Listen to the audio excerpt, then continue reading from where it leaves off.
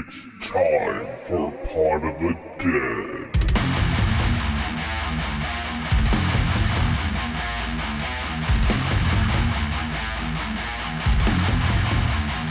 Join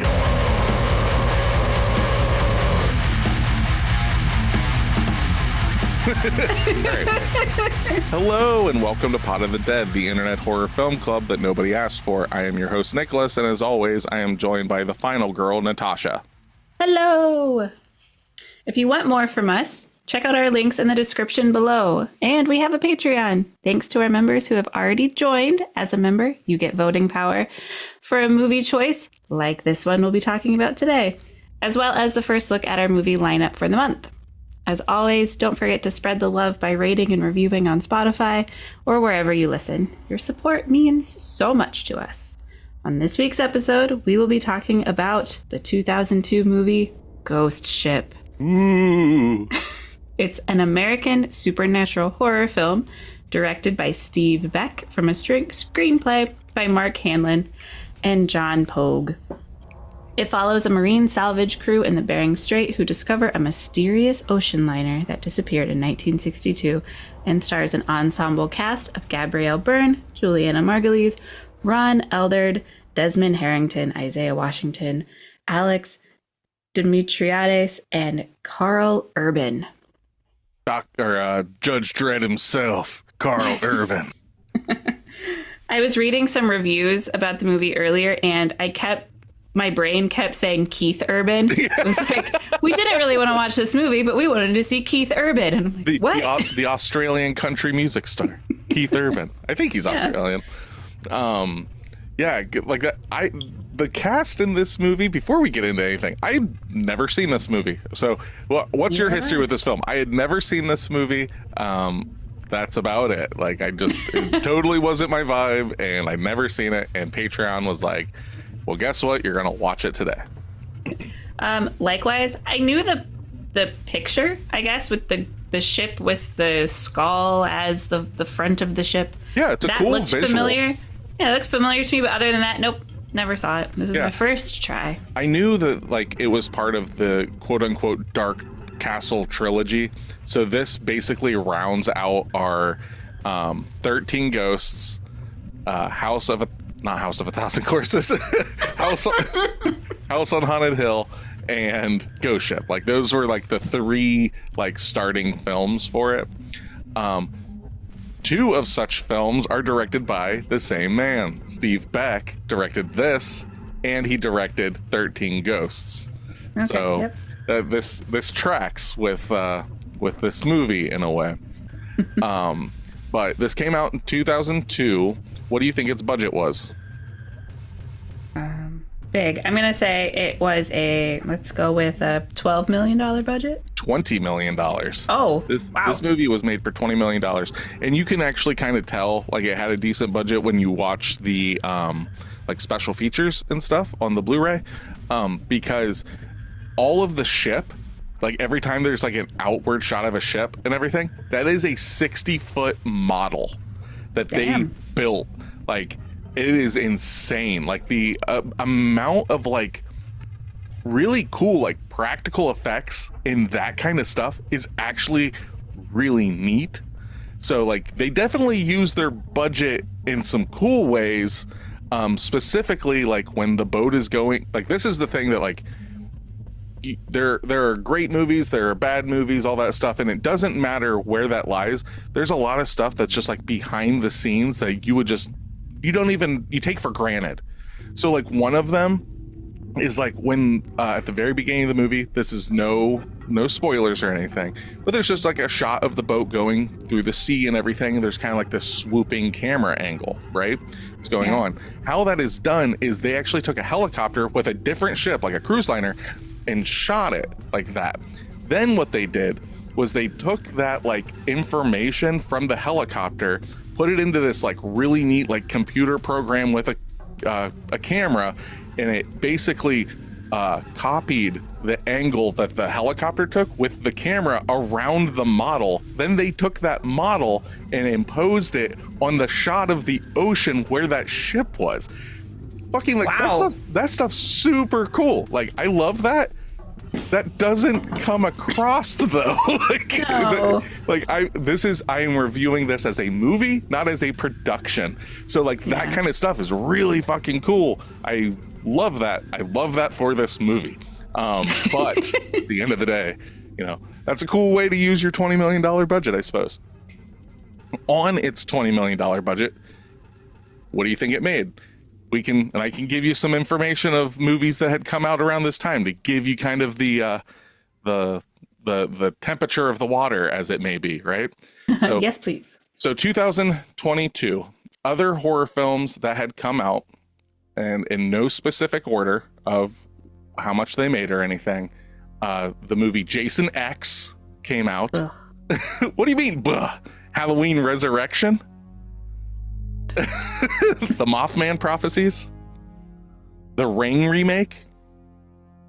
The one that we keep forgetting existed, or the Ring as in the American version? The American remake, yes. Okay. Not Rings and stuff. The original American remake of The Ring. So like we are in J horror remake like time, right? Okay. Also though, well, I'll give you the top 10 films of 2022. So we got, and like this like threw me like way back into, I had like a flashback when I saw this. I was like, holy crap, I remember. So 2002, I was like a sophomore, junior, somewhere in there. Is where I was. So where were you? You would have been like 8th grade? 8th grade? Yeah, I was 13. Like this is like campground. Like this is that era for us, right? Yeah. Like when growing up, our parents had like a camper that stayed at like a camping lot all year long. So our summers were spent at this campground at the lake and everything. That's what we did, for better or worse. Yeah. For better meant mom and dad would go do whatever, but they would take us to like West Coast Video and we would just rent a fuck ton of like VHSs and DVDs and just watch all sorts of crazy shit. Mm-hmm. I think that's actually the time that you saw 13 Ghosts. Like over and over. Yeah, yep. This is that era, you know? So, A Beautiful Mind, the first Ice Age film, Men in Black 2, Austin Powers and Goldmember, Lord of the Rings, The Two Towers, My Big Fat Greek Wedding, M. Night Shyamalan's Signs, Harry Potter and the Chamber of Secrets, Star Wars Episode 2, Attack of the Clones, and the first Spider-Man movie came out this year. Yeah. Like I think that was a good year. I think Signs was one of the first movies we had on DVD.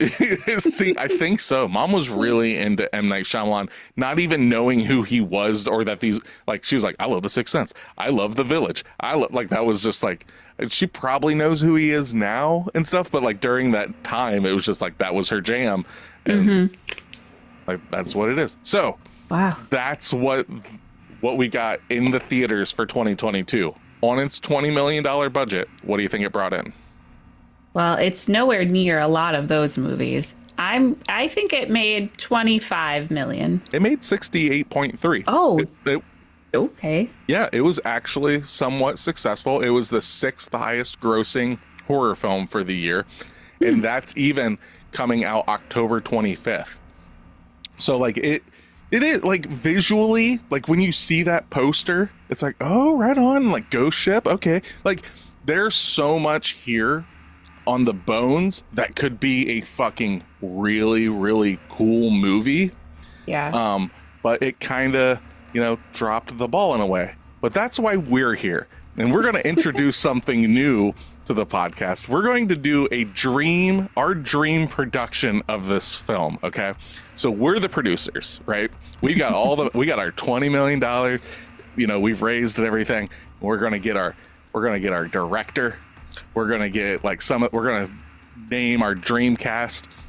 And it could be like, maybe we were making it back then, or maybe we're making it right now. It doesn't matter. We could have like actors from the 50s mixed with, Timothy Chalamet from right now. It doesn't matter.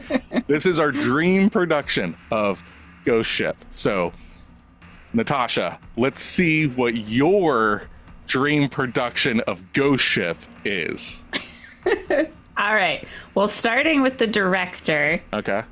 I would pick Christopher Nolan to direct. Oh this my movie. God. Okay. All right. Christopher Nolan in the guise of like in the same setup as like Inception. Stellar and Inception. And Oppenheimer. Exactly.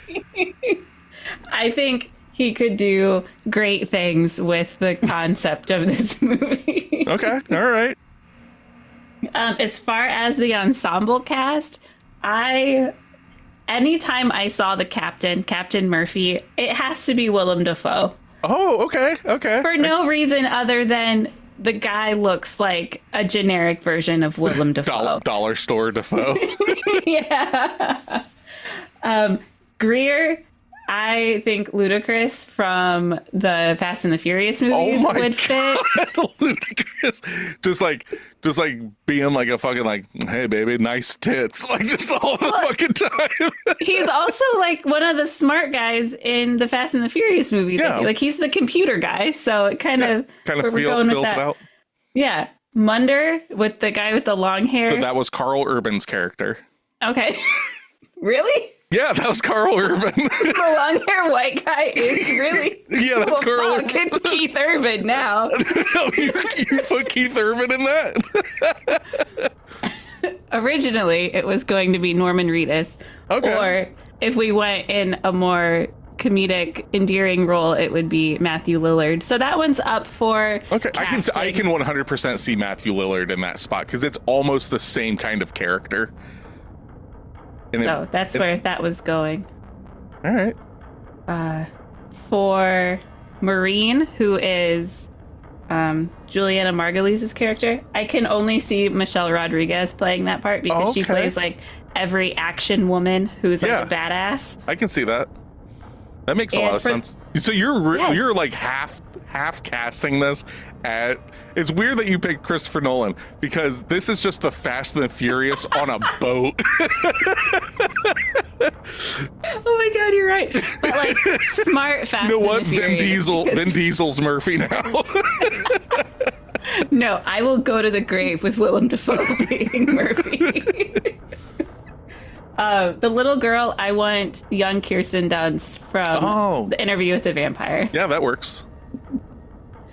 So that's my cast. And Santos, I did put Santos. I think John Leguizamo would be cool for Santos's role. That'd be good. Like you're casting with your director is just a fucking fever dream. It's like, what if Christopher Nolan directed Fast and the Furious on a boat? It's like, I'll have what she's having. But it could be great. It could. It 100% could. It 100% could. Hey, it's your money. You raised the money. This is what you want. And no matter what, it would be better than what we watched. Oh, God, yes. So what would yours be? Okay. So mine is definitely going to start with like some like surfer music, right? Like kind of, surfer guitar. And that's specifically because I have gotten director Quentin Tarantino to direct Ghost Ship.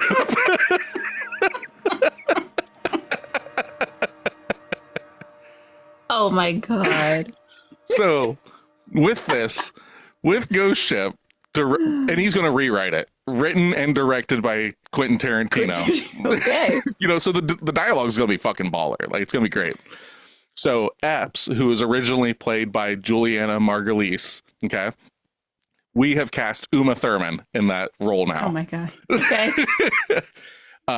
Murphy, our captain, we got Kurt Russell playing that role now. Okay. Ferryman, who is the guy that like gets them to go on the ship. That's going to be Michael Madsen, who you may know as the guy from Reservoir Dogs and the Ear Scene. He's in the Kill Bill movies and stuff like that. Plays that part really well.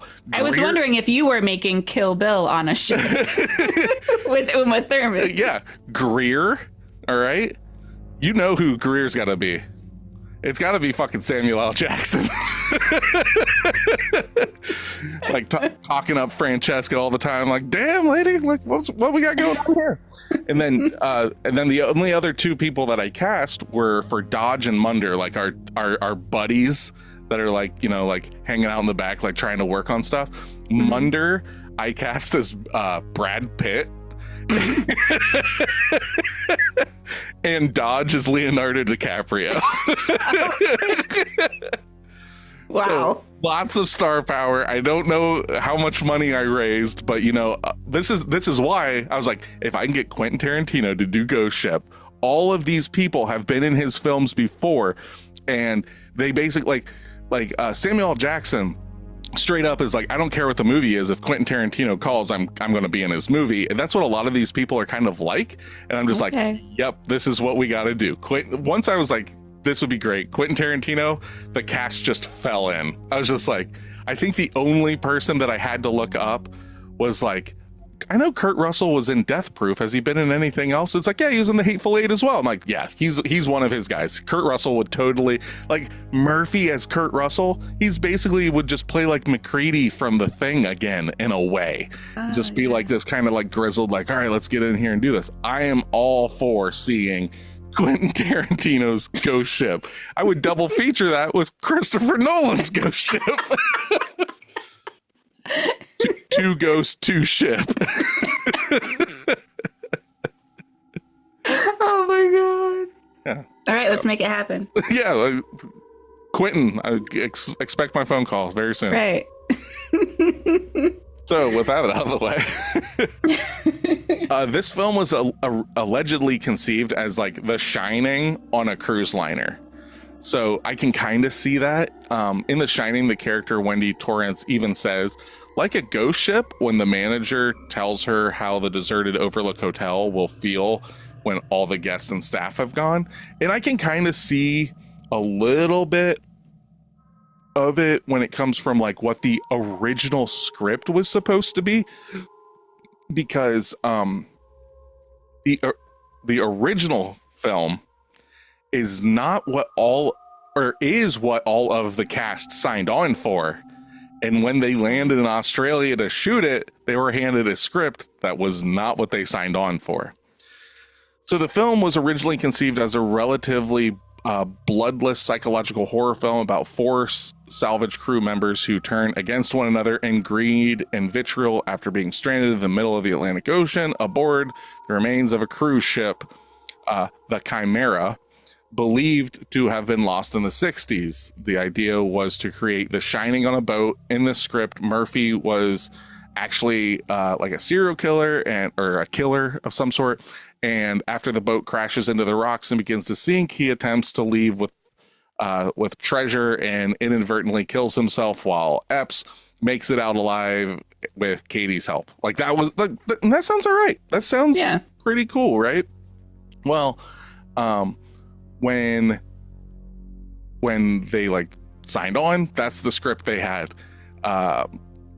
2 additional crew members were also written into the story. This script was drastically altered by one of the producers, Joel Silver.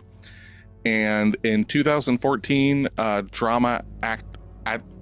2014 drama actress roundtable discussion, Juliana Margulies said the original script is why she and the rest of the cast signed on to star. And once she got off the plane in Australia and was handed a totally different script, she was heartbroken. By then, though, the actors were contractually bound and could not back out. Oh, that sucks. Since then, Juliana Margulies has disowned this film. Oh, wow. So, okay. So that's insane. Like, I can't like, and they literally were trapped because of paperwork. They had to do it because it was still called Ghost Ship. You signed on to be on Ghost Ship. It's like, I signed on for that script. And I mean, it's still about a ghost ship. You signed on for it. You know, and they're like, where's Quentin Tarantino? Where's Christopher Nolan? Get some real directors in here. That's really shady because like they signed, like the contract should be based on what they were given. So the contract should be null and void because what they were given was no longer the same thing, you know? Mm-hmm. But again, it was a lot of drastic rewrites from the producer. So you know that there's like a lot of like lawyer bullshit to like, nope, we already got you cast. You got to stay. Right. At the end of the day, it's like, oh, fucking, I'll get my money and get out of here. But like when you're trying to be like, and like some of these actors are like legit dramatic actors. Like that's the thing that like blew me away. Isaiah Washington is fucking phenomenal in ER and stuff like that. I just couldn't believe, like I was like, every time someone was showing up, I was like, oh shit, because I'd never seen this movie. The outside of the cold opening of this film, which it's known for, I did not know the cast of this film because the cold opening is not the cast of the film. So like every time someone would show up, I'm like, fuck, Gabriel Byron, I think he's what is he in? I'm wanting to say he's in what's that fucking movie? Stigmata? Yeah, like The Usual Suspects, like all this stuff. Miller's Crossing. I was like, oh shit, like all right, like everybody showed up, and then like Judge Dredd shows up, and I'm like, right on. And I was just really taken back by the casting, but now it all makes sense because no sane person would sign on to this fucking script. Director Steve Beck, he has directed only 2 films, and that is 13 Ghosts and this film. And after this, he retired from directing. So it's like, you know what? Maybe it's not for me. Maybe, you know what? Maybe this movie would have been better if I feel bad because like he's only directing with what he's got. You know, you liked 13 Ghosts. Like that is, you know, historically we have that in the archive. If you want to hear our episode on that, go back. So you know what he's, for lack of a better term, capable of, but the producer just kept getting rewrites on the script that he was already locked onto, and now he's got to make this film that he wasn't on board for, actually. So he did the best he could. And there is a point in this film, personally, that it's like interesting until X happens. And when X happens, it takes a dramatic downturn for me. So like, because I was like, you know, I'd always heard it's like, oh, Ghost Ship sucks. That's it. That's all I've heard. I never heard why or anything like that. And I'm like, oh, maybe it's just, you know, like, you know, we did House on Haunted Hill, which I really like because I grew up with it, right? So this was kind of like an interesting litmus test for you and I. We had seen 2 of the 3 Dark Castle movies at the time. They've made films since then and everything. They've come back, all this stuff. But the original 3 are weirdly like these like campy classics in a way, right? So you like the one that you grew up with. I like the one I grew up with. We didn't really care for the opposite person's one, but this was the first one that neither of us had seen. So I was actually kind of interested. Granted, I was like, I'm not holding my breath on this film, but I always go in with an open mind. And I was pleasantly surprised with the film until a certain point, which we will get into in spoiler territory. But again, this isn't a spoiler thing. Something that really caught me off guard was the opening, like, scene of the movie. Not like the scene, but like the opening scene is done much in the style of of a 1962 MGM or Warner Brothers film. The color palette and all this stuff, like cursive lettering, and like I was just like, what the fuck is going on? Am I watching the right movie? I'm like looking at the case because I bought a 3-pack online because I was like, well, you know, there's some other films on here that we'll probably get to eventually. Like they'll get thrown onto the Patreon voted on stuff. So if you want to see what some of those are going to be in the future, maybe go to Patreon. Yeah. Because for some reason our Patreon really likes to punish us. It seems like, oh, there's another Dark Castle movie. Bet, here we go. We're going to watch that one. So it's all good though. Like I can at least mark this off my list of my 125 films to watch for the year of horror films. You know, it just added another one to the bucket. So, do you have anything you want to talk about before we get into spoiler territory? Because most of the stuff that I've got kind of, you know, leans some things, and I don't want to give anything away. Granted, this movie has been out for 23 years. And, you know, not looking like it's a ghost ship. It is kind of like on its nose, like you know what you're kind of getting in for. But I think before we get into spoiler territory, Roger Ebert had a nice little quote regarding this movie, and it's better than you expect, but not as good as you'd hoped. That's fair, but also, what? Better than you expect? Yeah. I mean, this is, okay. Usually, like, we bounce back and forth, right? Of like, do we want to give a little score before we talk about it, or do you want to blah, blah, blah? We're not going to do that, like, we haven't done that for a bit. But I am going to say this. This is the first film that we have watched that I literally, like, was fighting going to sleep during, and it was early in the day, and it was purely out of boredom. Yes. Like, I was so, like, unbelievably bored during this film. This movie made me go back to my old ways, and I did fall asleep. Did you fall asleep? Okay. I did. Yeah. Like, it was rough. Like, and I was talking to Steph about it, where, like, I went into it with an open mind and everything.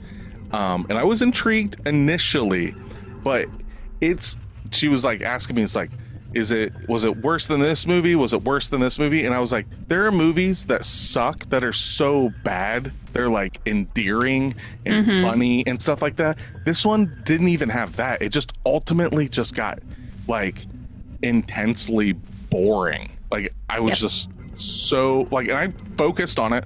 Like, I was just like sitting there. Like I said, like, I couldn't, like, my eyes were kind of longing, and I was like, nope, we got to get through this. And I was just like, gotta fucking do it. Like, we got to get through it. So, like, that's a whole new level for me to actually, like, consider. Like, it wasn't, what's the way to put it? It's not like, it was just garbage, because, like, visually, like, it did a good job and all this stuff. But holy shit, it was like a soulless movie. I can't think of a film that I've ever watched, at least in recent memory, that was so boring. That's a really good way to put it. And now that we know that the cast didn't have their heart in it, it kind of makes sense that they were just getting through it, and then the viewers were just getting through it, because there wasn't passion to it. There wasn't much. It was a very superficial, I guess, type of movie where it was just all surface level. It just, the scenes happened, and then you just moved on, and it wasn't. Now, see, this is something that's really interesting. We live in this day and age where movies get remade all the time, and they always want to remake movies that are good, right? And I think that's a bad thing, because if, like, the movie's good, why remake it? It's already good. Yeah. This is the kind of movie that deserves a remake.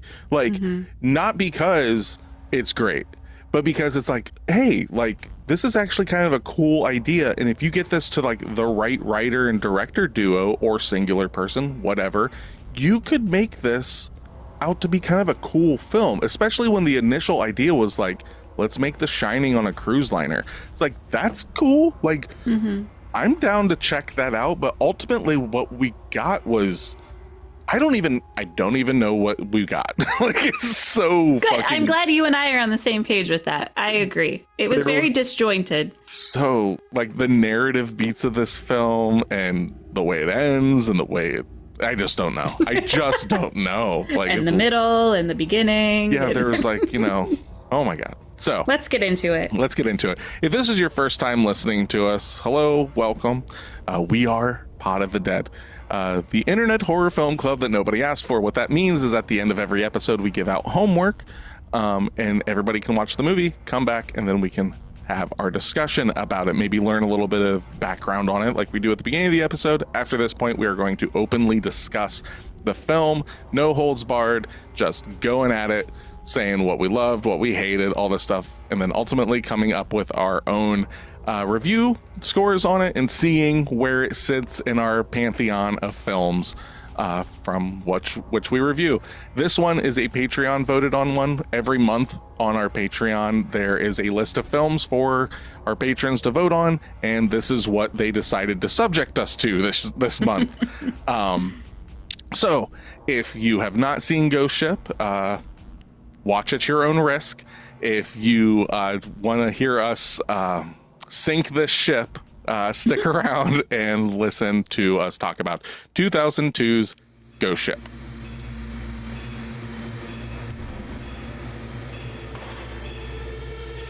If you'd like to be part of our horror film club, make sure to follow us at Instagram, Threads, and Facebook at Pod of the Dead. All of our episodes can be found at podofthedeadorelse.com or wherever you stream music and podcasts.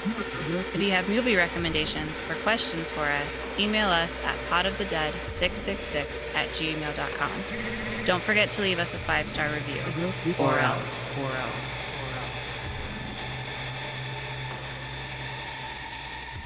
With that out of the way, Natasha, can you give me that 10 out of 10 review that I found for you online? I don't want to. It may have been written after some severe head trauma. Yeah, I don't. And this was written in 2014. Yeah, Or 2024. I'm sorry. Yeah, I specifically, I looked up 10 out of 10s and then I, listed, I was like, I want the most recent. I want someone nowadays saying that this is a 10 out of 10. I don't want it from 2002. I want someone nowadays. I could understand if it's from 2002 and someone thought it was great, but to watch this movie so far after and still think it's the greatest. Okay, so here we go. I did not write this. These are not my words. These are your words. Go. I'm amazed at all the negative reviews as I really loved this film. See, that's really backwards to what you were just saying. There is a stellar cast and I really liked the plot. What plot? Apparently they liked it. Whatever they like, just here it gets better. There was lots of suspense and I thought it was well acted. Emily Browning was amazing as the little girl. She was very expressive and mature beyond her years. She's literally staring at the woman half the movie. Was this review written by AI? It very well could have been. Very entertaining film with some amazing effects. The opening scene was brilliant and horrifying all at the same time. I loved it so much I bought the DVD. Did you rate this, Nick? You have the DVD. I don't have the DVD. I bought the Blu-ray because I wanted it to be beautiful. Oh my God. I heard that Juliana Margulies disowned the film. No idea how true that is, but there are much worse films than this. I thought it was a great story and is one of my favorite films some 20 plus years on. That is crazy. That is nuts. I mean, I'm not here to yuck anybody's yum. That is not what I'm here for, right? But what? I want to have that person on the podcast. Yeah, can you please explain? And it's, I come off horrid when I'm talking like this, but it's please explain to me what it is about this film that you like, and can you compare it to other things you like so I can better understand your view on it. Mm-hmm. I'm not trying to say you're wrong or anything like that, but when you're suspenseful and blah, blah, blah. Okay, so what do you think is suspenseful? So then I can go, okay, that makes sense to me. And granted, nobody ever has to explain themselves to me, right? But this is just me trying to fully understand your love of something, whatever that may be, I'm very much that kind of person where if you like something that I hate, I'm not you can't like that. I'm very inquisitive of what am I missing? What is, why do you like this? Oh, okay. That makes sense to me. It doesn't work for me though. That's all I ever look for. Yeah. So when someone's 10 out of 10 all these years later, I'm are you okay? Have you only seen a few films? Okay. Maybe you're not into horror films. Okay, all this makes sense. All of this kind of stuff makes sense. But you went out of your way to go to IMDb to give it. Yeah. No, it doesn't add up, man. Something is very wrong here. All right. So Natasha gave me a 1 out of 10. Here we go. These again are not my words. 1 out of 10. Oh. Bad acting, bad script, just plain horrible. One of the most awful movies I have seen in a long time. The screenwriters could have made this into an interesting movie if they had bothered to. Every line was a cliche. The decapitation scene was just the stupidest thing I had ever seen, especially for a movie that seems to take itself seriously. It wasn't suspenseful, scary, or interesting. It was just plain stupid and lame. There was no storyline either. All they do is wander around the ship, waiting to get slashed or killed by fake apparitions that make a person laugh rather than scream. There was no suspense, just boredom. Yeah, I very well could have written that. Like, that is... So it's not just me. It's not just you. Like, it is. It's just... You can feel the rewrites. It's like, okay, this is what we're doing. Okay, now what are we... Oh, now there's gold on the ship. Oh, now there's Jack Ferryman. Okay. In ferryman, like on the river, a ferry. Yeah, like it's all this stuff. And it's just like, what? Like, I've got to collect these souls. Why? And to give why? To the manager.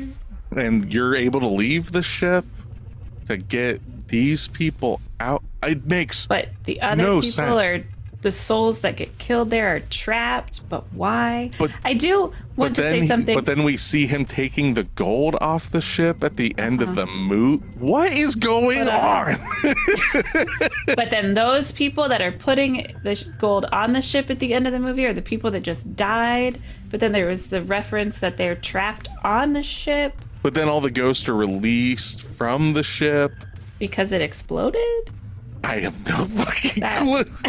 This is rewrite after rewrite after rewrite. And this is what happens when movies are made to appease something, right? And they're not made because they want to be made. This is a film made by AI. Like, this movie did not want to exist. No, this movie was forced to exist. And it's fighting tooth and nail as it's being created Just kill to me. not exist. Kill me. It's the cop off of Psycho Gorman. We wish. That's this movie. We wish, because at least he was endearing and funny.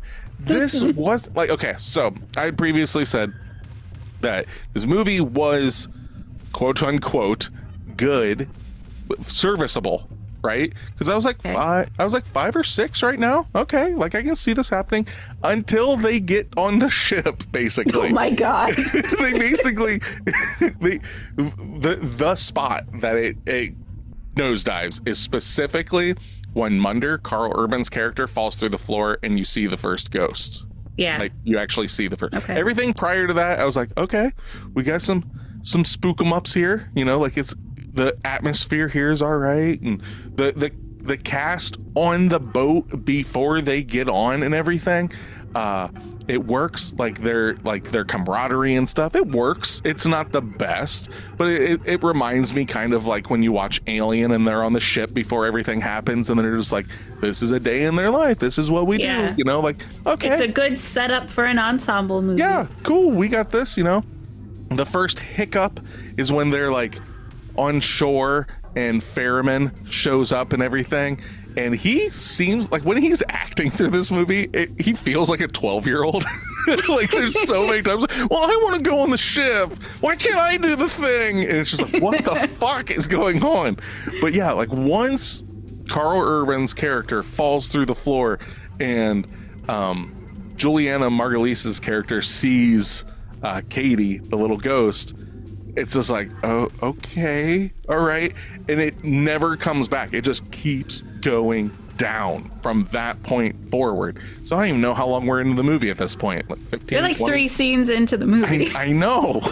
But like, but I agree with you, but not for the same point. Yes, the little girl was like, that was underwhelming. But even the immense amount of fake suspense when he did fall through, it went from like boring to just unwarranted shock. Yes, as he's fallen through that part. I didn't and it care wasn't for. Shocking. Right, exactly. Like, that's the thing. It's just like and I'm left there sitting like going, okay.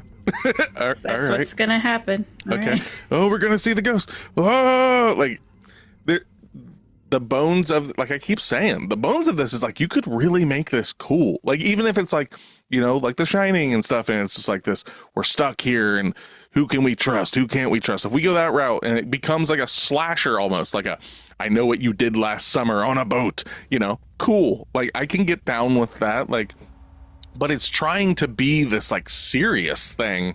Right. And, or House on Haunted Hill on a boat, even. Yeah. Just that, make it comical. Bits. Make it like weird. Like, there's no endearing comedy to this once they get on the ship. Like, prior, like, you know, you've got like Munder and all that stuff like on the dinghy and stuff, and they're all kind of joking around. It's like, okay, all right, like, I get it. This is the big doofus, this is the smart guy, this, okay, we got all these archetypes, you know. Murphy looks like he's like, I've been out here for too goddamn long. It kind of had this feel of like, just one more ship, we're gonna do that and I'll be good, and we'll go to Anchorage and blah blah blah. It's got that feel. You get on the boat, it's literally, okay, we had this script, now completely rewrite this next section. We want it to be like, you know, Resident Evil or something, you know, we want it to be like this.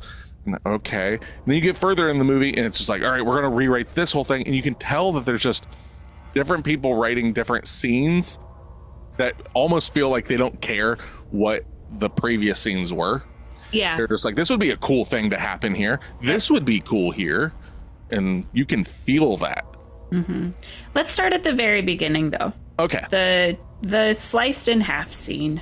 We need to talk about that. Which doesn't make sense, not from a physics standpoint, but go on. It doesn't make sense, but not from a physics standpoint. Well, now I'm How is everybody cutting in the middle, but the captain's cut through the head, and he's in the middle of the whole thing? Did the line just kind of go up and down for him for a second? Because he was leaning over. He was leaning over Katie. Not like, that far. oh.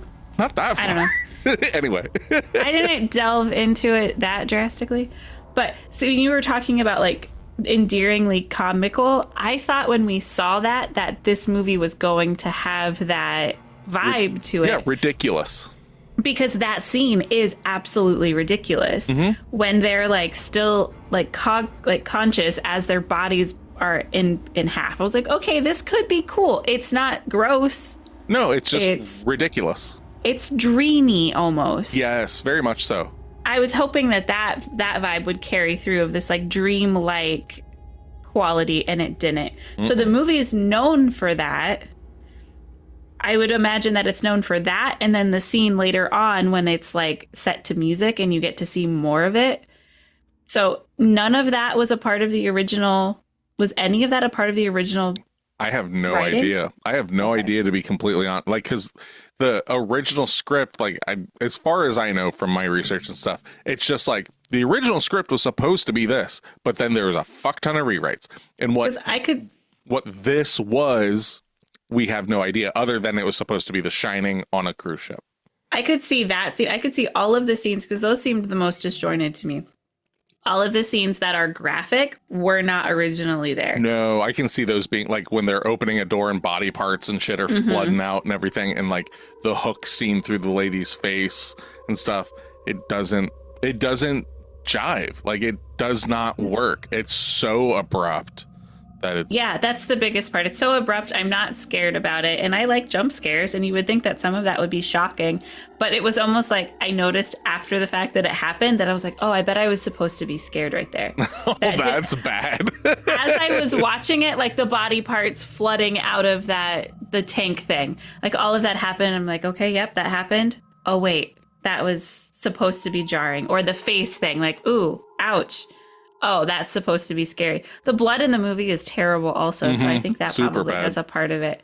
Yeah, I feel like we're all over the place, but this movie's kind of all over the place. Yeah, we're just following the script.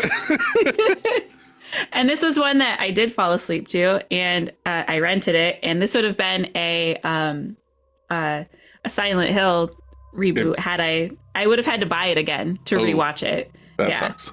So I had to do a lot of research in this movie, just like in Jacob's Ladder, how people were saying, like, there's no storyline, there's no storyline. I'm hoping that for the people that love this movie, they're yelling into their radios or they're yelling into their phones saying, there is a plot, you're just not seeing it. Well, no, there is a plot, okay? It's just the plot only makes sense at the given second if you don't think of anything that happens before that scene. Every scene has a plot. Every scene has a plot. Realistically. So let's try to understand this plot, okay? Yes, please. Okay, so there's a ghost ship. For some reason, there is an evil on this ship because the crew, right? Mm-hmm. The people that work in the kitchen and everything are going to kill these people so they can get away with the gold, right? That is what we are set up to believe at the beginning. Okay. The gold that the captain, for whatever reason, got off of a ship that was already sinking. But why was a cruise liner going out to salvage gold elsewhere? That's not what we're talking about. We're just trying to get our actual plot. Okay.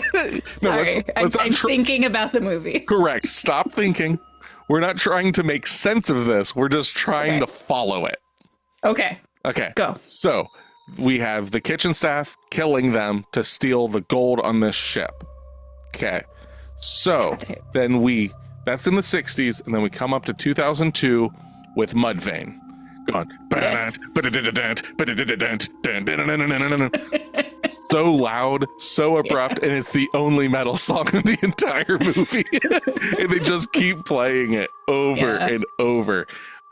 Which is funny because I just talked about this on The Mist when we were talking about the television series, and I was like, it's probably got like POD and stuff like that. Then we watched this, I'm like, this is exactly what I'm talking about. Yeah. So now we've got are we to believe at this point, like for the movie, that Ferryman, the Jack Ferryman, however you want to pronounce it, he's not part of that crew, is he? There you go, thinking again. Well, no, but I'm just trying to understand him as a character. Is he like the Grim Reaper kind of thing? So he is a separate entity? I think he's like he's the one getting the people. So he's the one that was like choreographing the staff. Oh, okay. So you think that he's in cahoots with the staff? That's my question. Is like, does he exist at that point or not? Yes, but he's a shapeshifter. Oh, okay. So that's right. He's an entity. Okay.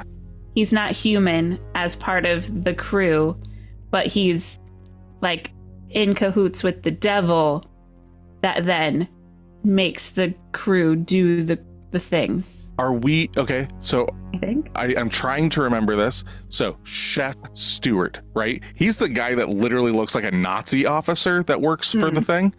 Do we see him and Ferryman in the same scene ever? I don't know. Because like at the end when we see everybody taking the gold off the ship, we see other people, but we don't see him. So are we to believe that maybe that's Ferryman? Like, is that like, because that would make sense that because that guy, the Nazi soldier looking guy, right, is Ferryman shapeshifted, and he's. Oh, I see. Okay. I'm really trying to just understand the plot. I think so. Yeah. So you're saying Ferryman and the chef are the same entity. They just look different. That's I think so. Yes. Oh, okay. Okay. Because he's the one that's like pouring all of the poison into the soup. Yeah. Correct. Yeah. So that's and maybe we missed it. Maybe they are in the same shot at a time and we missed that. But we're going to kind of go with that like line of thought. So they're killed, and then, like I said, now we're to the point where Mudvayne is involved. We've got our dinghy. We've got our cast. Ferryman comes and finds them with photos of the cruise liner, wanting like a 20% finder's fee and all this stuff, basically enticing them to come out to find the ship. They find the ship. They get on it. Ferryman's not allowed to go on the ship because it's for lack of a better term, an insurance liability. They don't want him to get hurt or whatever. They go on the ship, and Scooby-Doo hijinks happen. Ensue. Right? through this, we have Katie, the little girl, and the captain. I don't have his name in front of me. It's just Captain. Captain as Robert Ruggiero. So Captain. Oh, okay. Those are our two good ghosts that are kind of pointing us in the directions of what's actually happening here. Why they are free of Ferriman, we don't know, don't understand. And why Francesca is a horrifically evil thing is not really explained. Right. That her, though, is a holdover from the Shining stuff I did here, because that's why, like, after she kills Greer's character, she turns and her face is all like, ooh, creepy and stuff. That kind of comes from the Shining, where like Jack Nicholson's character is like making out with this hot chick and he pulls away and it's like this like decaying thing. That's kind of taken from that. But let's remove that. Okay. So they're on here. The goal is Ferriman wants the dinghy crew dead so he can harvest their souls. Right? Got it. That's the point. The gold doesn't matter for Ferriman at all, right? It's the just souls like do. cheese in a trap. Yeah. So when everything happens through this film and everyone dies except for Epps, right? She survives it because the boat blows up and she's floating out on a box. Ferriman and other ghosts that were the kitchen crew that maybe the kitchen crew maybe they were never human either. Maybe they're all evil entities. So the boat blows up, she survives, gets on there, and then we see Ferriman and company taking the gold out to place it somewhere else to entice others somewhere else. I think that's the plot of the movie. Does that work? Yes. Yes. I guess. I mean, it works. Even that plot, if it's laid out and like done well, is a bad plot. It just doesn't work for me. So because like what's the point? Yeah, like it. And there are movies that are like good when it's like, oh, it's continuing on, but this one, it literally was like, if it does really well, we can make a sequel. Right. Like that's what it felt like. No. Like it just kept doing that. And there's like the scene where Murphy comes into the cabin where Santos, I believe it's Santos, is like driving the ship and the dinghy, and he's just jamming out to fucking Mudvayne, and he's like, "Can you turn this music down?" I was like, "Thank you." Yes, like, please. I grew up like Mudvayne was like when I was in high school and middle school and stuff, and I liked Mudvayne back then. And even then, I was like, "Can you please fucking turn down this one metal song that we have?" Nah, man, I like my Mudvayne. So I'm trying to think of like on screen in the film. What were some high points in this movie? I liked when Katie was taking Epps and showing her like what happened to the music. I like that part. That was cool. It wasn't scary, but it was the montage. Something. It was intriguing, I suppose. Like, this happened, and then it at least made some sense of what's going on. Yeah, like it showed how everyone died. It didn't necessarily make a whole lot of sense as to why, other than they all needed to die for soul purposes. But yeah, that's really it, honestly. Yeah, because like, okay, let's use this logic here. So Ferriman doesn't exist on our plane and everything. He just comes and then caused the incident on the deck. Right. Why doesn't he just go do that elsewhere? Why does he have to keep bringing them to that ship? I don't know. Like these are the things. These are the things. Yeah. That keep me up. Like, what's so special, unless like it's the concept of, well, the gold is there, so we might as well keep using this ship. But they could take the gold off, we find out at the end of the movie. Right. But could they only take the gold off? Like maybe because the ship no longer existed, then the ghosts needed to like find a new host ship? I think I'm about to have a fucking aneurysm trying to figure this fucking movie out. Like, they needed a reason to see his stewing face look back at the camera. This is So it was just 100. him walking to another ship. This is 150% the creation of someone that does not understand what a narrative or what a movie is. It is someone going, hey, I really liked it in that movie when they did this thing. We need to do that. Hey, if we want to make a sequel, if this makes enough money, let's tie this onto the end. Yeah. Hey, it's really cool. We saw like in Texas Chainsaw Massacre and stuff that there's like some metal music and all these other Jason versus Freddy or Freddy versus Jason. Let's get fucking Mudvayne on here with no other, like, it feels so much like that. Like, it's and then like, let's dabble a little bit in vices. Yeah. Like, there's just a little bit about like they were eating the food and it turned out to be maggots, and then that one guy succumbed to like drinking because he was like a recovering alcoholic or something. So then like he gets served, like, and it's so like beyond surface level. If you don't pay attention well enough, you just miss it.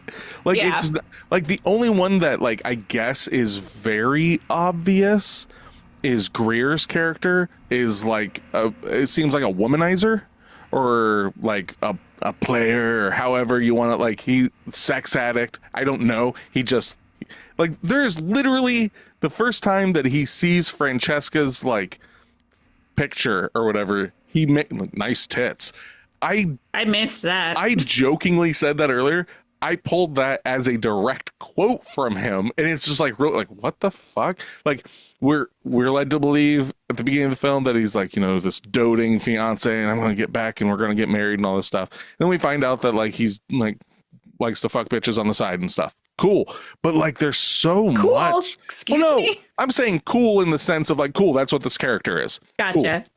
Cool, I understand this. But even then, it's like, so is this guy like a frat bro or something? Like, nice tits, bitch. And then like she fucking like walks him off. Like, so when you fell asleep, did you not see him fall through the elevator shaft and die? I missed it. Yeah. Oh my God. I saw him in that room. Oddly enough, like I had to have fallen asleep right before it happened. Yeah. So when did you wake up? Oh my God, did you not finish the film because you fell asleep and just... I woke up as the ship was as she's setting the C4. Oh, so the ship blew up and woke you up. Yeah, so I had to go back through and watch it on YouTube to figure out everything else that happened. It was great times. Yeah. Okay, yeah. Oh my God. See, at least if you buy the Blu-ray, you can just rewind it and stuff, get through it, and then... I'm not saying to do this, people. Will you take it back? You get a free rental. Now, I'm not saying to do that. But when there's a movie that's been out for as long as this had and stuff, and it's fucking as botched together as it is and stuff, I think it's a crime upon the viewer to have to actually pay to watch this movie, because the producer did not care enough to actually make a film that respected the viewer. Right. That is my biggest thing. Francesca could have been a siren, and that would have been cool. Yeah. And that would have tied into like the nautical stuff. But she dies just as graphically as everyone else on the ship does. So it makes zero sense. For no real reason. Yeah, exactly. Like that, because she's it's an not evil person. Because it's not her gold, but he's gonna. Right. But I watched the movie. Believe me, I watched the whole thing. And I'm like, why? Well, no, he's with her. Like, it's just so, like, it's trying to be this, like, really, like, twisty, turny, like, ooh, twist. Oh, I didn't see that coming. But it's so uninteresting that I didn't see it coming, but I don't care. Right. That's a good way to put it. Oh, that's what's happening now? I don't even have the energy to go like, well, why did that happen? Until we're on this podcast and it's quote unquote our job to try and fucking understand what we watch. And it's not even like it's a fever dream. Like, I can understand 13 Ghosts and stuff. Like, visually it had some cool stuff, and it's narrative somewhat made sense and everything. Same with like House on Haunted Hill. This one just flat out doesn't make sense. Yeah. And then on top of that, what they show you is just ultimately not interesting, not suspenseful. Even when it's graphic, it's so bad. Yeah. Like it's not visually shocking, it's not narratively shocking, it's not visually interesting or narratively interesting. It is bad. You're just like going through the motions, because then the guy gets killed by getting like smashed by a gear while he's in the water. Very abruptly. Moving on. Very abruptly out of nowhere. Literally that happened. I was like, oh, well, he's dead now. Yeah, exactly. Well, we Which killed one that was one. he? Oh, all right. Moving on. Yeah, that was Munder. That was Keith Urban. And if you're trying to like tie it into people dying based off of their vice, he doesn't fit into that, because like he was swimming. He was doing his job. Fit. He was doing his job, man. Because like if you tied each one of those in, okay, and then you have like Epps, who's like, I didn't succumb to anything and I've survived as the final girl. Like there could have at least been something there. No. But there wasn't. No. So bad. Like on all levels, this is a failure. Yeah. You know, like I gotta change my fucking score. Oh. Like the more and more I talk, well, nope, that's not the score. I forgot to. There we go. Oh my god. Yeah, I don't even know. Thanks, Patreon. I really appreciate the trauma that I can at least and if say. Any of you who voted for this on Patreon, please tell us maybe why. I honestly, I believe it's because it's like, oh, I can't wait to hear them fucking talk about this movie, which is fine. I'm fine with that. Like we only throw movies up on there that we think that you guys may have seen, may have liked, or ultimately could be interesting to cover. And this was interesting. Like that this even was made. Like, the movie wasn't interesting. No, I don't get it. I just don't get it. Is there anything else that you want to talk about on this? The tagline for this movie is also terrible. What's that? See evil. Oh my god. SEA. Evil. Oh, now it's even creepier. Like I was rolling my eyes at just the cover. Okay.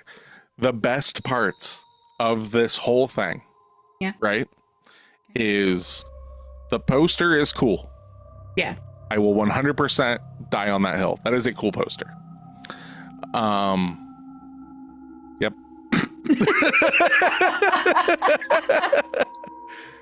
Because the other stuff that I think's cool, you don't actually. I didn't know until I watched the special features. Right. Like as you're watching a movie, it's just kind of like whatever.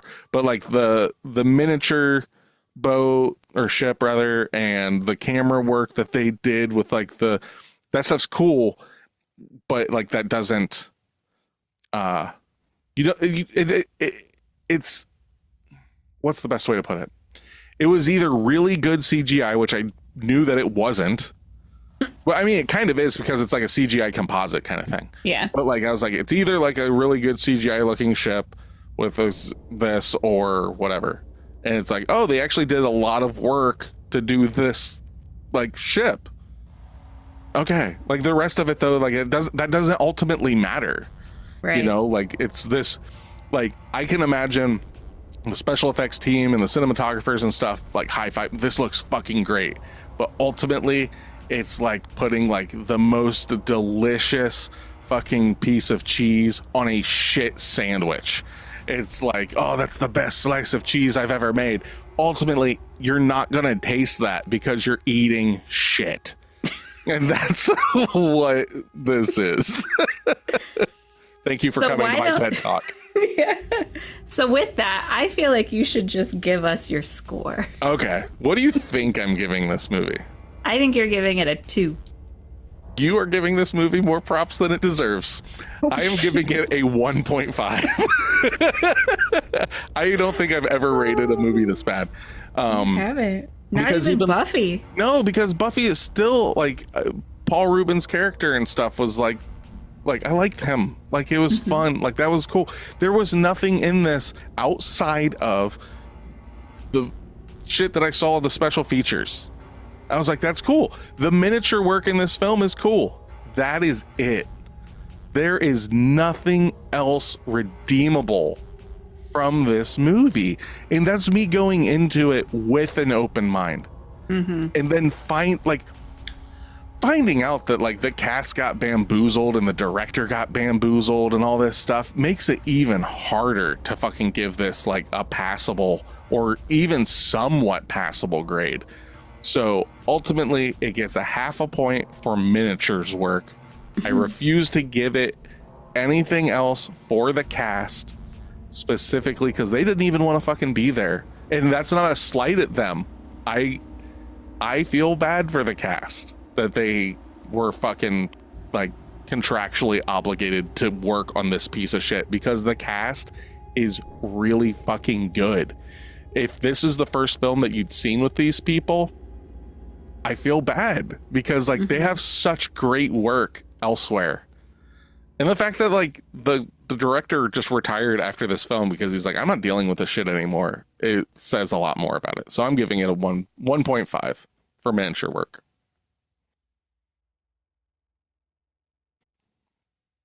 All right. You gonna guess mine? Yeah. I think you're gonna give it a 2.5. I'm also giving it a 1.5. Oh my god. Yeah. It was originally a 2, was what I was feeling at the end of watching it, but learning that Juliana Margulies has disowned this movie dropped it down.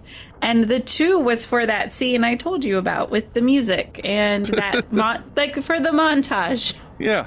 And that's not enough to carry it. So knowing that no one wanted to do it, I knocked it down a point. Because this movie, the fact that the cast didn't even have their heart in it is really sad. Well, and it's one of those things, it like saying that makes it sound like actors just didn't even try.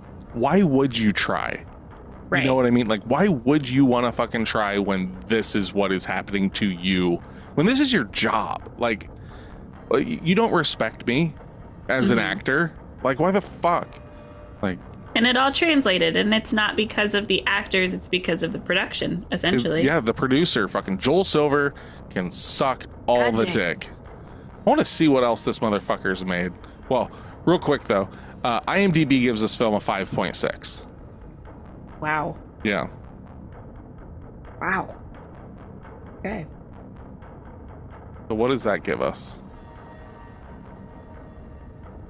That gives this movie, not us. You don't want to do the quick math like you're so good at doing? Let's see here. 5.6. That's a really low number. 1.5. This movie got a... I'm going to say it gave it a 19%. 28. 28. I was way off. Yeah. It's fine. You were on the spot that time.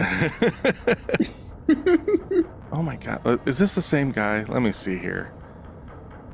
28%. Like, that's still too high. Like, that's just ridiculous. It is, actually. It seems. But that 5.6 really brought it up. Yeah. And, like, you've got people nowadays giving this a 10. What the fuck? Let's see here. I think this is the same guy. Hold on. Gotta go back to what year? 2002. Oh, yep. Produced by Joel Silver. Ghost Ship. This motherfucker has produced 136 films, some such as the Robert Downey Jr. Sherlock Holmes. He was a producer on V for Vendetta. He was a producer on The Matrix. He like, how the fuck? He was producer on 13 Ghosts. How the fuck do you get to this point? Like, my page also says Lethal Weapon and Die Hard and Commando. Like, what? Like, what the fuck, man? Like, and like everyone says that the reason that this movie became what it became was because he forced a bunch of rewrites. And it's sad. Like, I wonder what was so bad about the original script that he was like, no, this needs to be this way. It needs to be that way. Yeah. So. Yeah, because he's a part of some really good movies. But he's just a producer. Like, realistically, like, kind of giving him too much credit. And producers are there to get money to make the movie, you know, and certain producers have more hands-on approaches than others. Some producers are like, I really like your shit, fucking make it.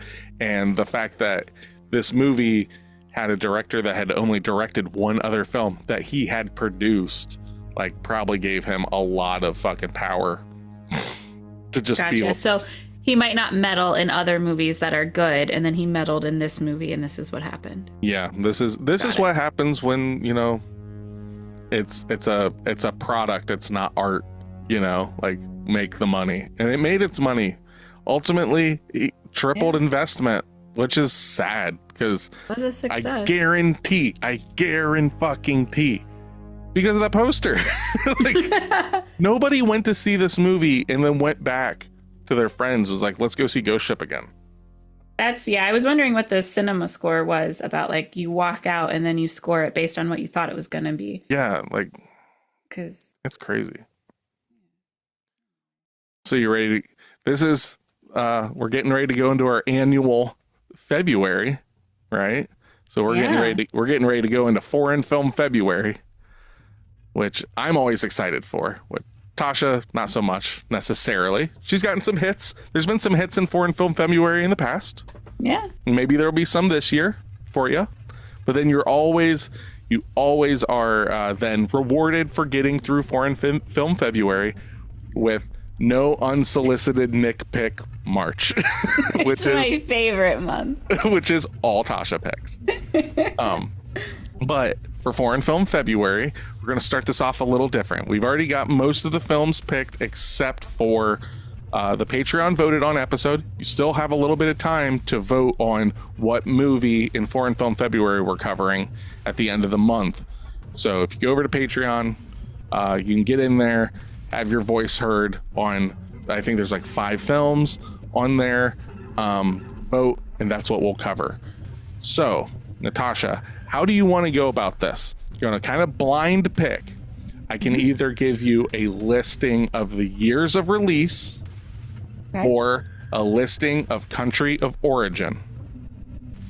Let's do year released. Okay, year released. We have, let me bring this up real quick. All right, 1999, 2008, 2023. Let's do 2008. All right. We will be covering 2008's French extreme film, Martyrs. Oh, You okay over there? what have I done? Okay. Yep. So, you know what? Okay. Pulling the Band-Aid off is like right now, right? Yep. So, okay. I believe that this is on Tubi. Okay. And stuff. If you're available, Natasha, I would love it if you came over and watched this with me. But if not, I get it as well. Oh, man. So, yes, we will be covering the French. Now, there is an American remake of this film. Do not watch that. Watch the 2008 French version of the film. Okay? Okay. That's what we're covering for our first film for Foreign Film February. Got it. Excited? So excited. I can see it in your face. You're so excited. You're so excited. I have sweaty palms already. Or Pot of the Dead. I am Nicholas. I am Natasha. Come back and listen to us. Or else.